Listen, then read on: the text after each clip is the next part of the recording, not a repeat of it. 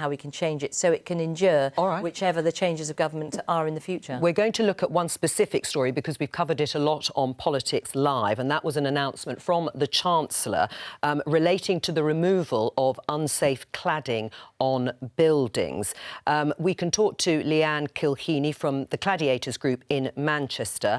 Now, the Chancellor, Leanne, has pledged £1 billion pot to remove unsafe cladding, not just the cladding that they had identified. Is that going to include the block that you live in?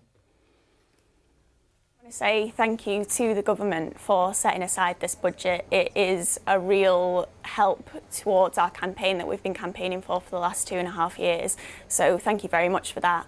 In terms of will it help, the £1 billion itself seems like a big figure, but actually we don't think it's going to spread that far.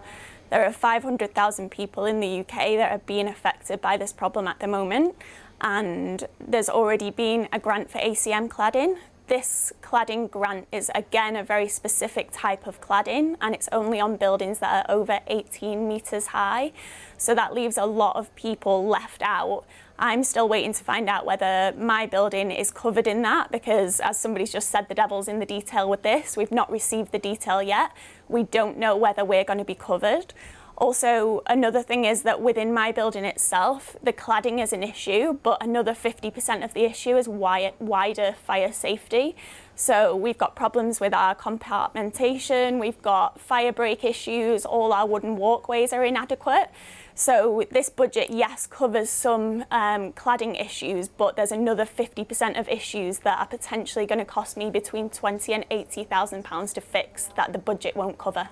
Leanne, we've been showing pictures of the building that you live in Manchester. We have been on the phone to the government and to ministers all morning. We have this from the Ministry of Housing, Communities and Local Government, who urge any building owner of buildings below 18 metres, so yours included, to apply for the Building Safety Fund, as funding is determined on a case-by-case basis. So no guarantee, but you are being urged, residents and owners of buildings below 80 metres, to still go ahead and apply for that funding. So thank you very much for joining us. Please keep us in touch if you get anything more concrete from the government in response.